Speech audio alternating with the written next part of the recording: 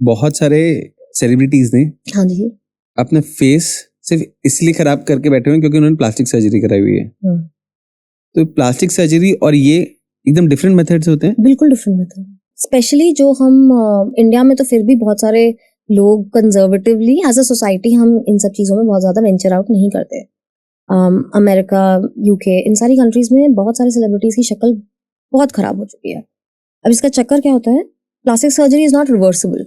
Okay. Plastic surgery होती है general anaesthesia में, आपको पूरी तरह से बेहोश किया जाता है। जैसे फेस लिफ्ट है, एंटी एजिंग करना है, तो यहाँ से आपके फेस को कट करते हैं, अंदर स्मास लेयर होती है, फैट लेयर होती है, स्मास लेयर होती है, स्किन को पूरी तरह खींच के पीछे यहाँ स्टिच कर देते हैं। खूबसूरत दिखते हैं, बट साइड इफेक्ट्स क्या हैं? एक तो general anaesthesia in general is not a very safe idea.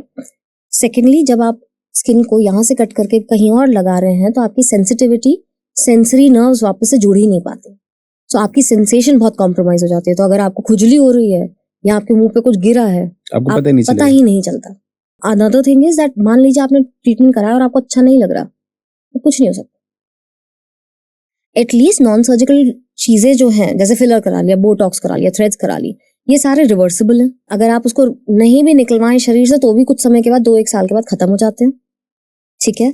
और किसी भी तरह से आपके सेंसेशन को कॉम्प्रोमाइज नहीं करते, लोकल एनेस्थीसिया में होता है, और बाकी सर्जिकल ट्रीटमेंट से बहुत सस्ते होते हैं, ठीक है। ऑफ कोर्स लिमिटेशंस हैं नॉन सर्जिकल ट्रीटमेंट की, जैसे किसी की एलर, जैसे नाक जो है बहुत चौड़ी है, तो उसको आप सिकोड़ नहीं सकते, इम्प्रूव कर सकते हैं। सो हाँ, non surgical gives you an improvement, but आज की डेट में इसीलिए ज्यादातर सेलिब्रिटीज जो है वो नॉन सर्जिकल ही ऑप्ट कर रहे हैं, बी इट इन इंडिया और B it abroad, because at least it's safer for the body.